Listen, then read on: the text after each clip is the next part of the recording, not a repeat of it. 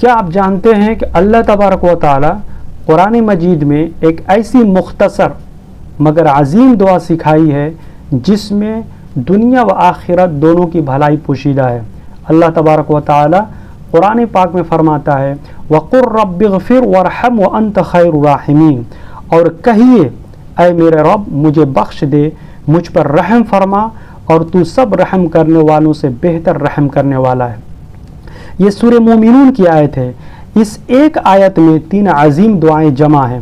رب اغفر، اے میرے رب میرے گناہوں کو معاف فرما، ورحم، مجھ پر اپنی رحمت نازل فرما، میری مشکلات آسان فرما، وانت خیر الراحمین، کیونکہ سب سے بہترین رحم کرنے والا صرف تو ہی ہے۔ جب بھی آپ گناہوں کا احساس کریں، پریشان ہوں یا اللہ تبارک و تعالیٰ کے قریب ہونا چاہتے ہیں تو اس دعا کو پڑھیں۔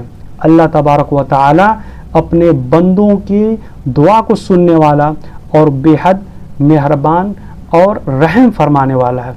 آج ہی اس دعا کو اپنی روزانہ کی زندگی کا حصہ بنائیں اور اس کو دوسروں تک بھی پہنچائیں تاکہ دوسرے لوگ بھی اس پیغام سے فائدہ اٹھا سکیں۔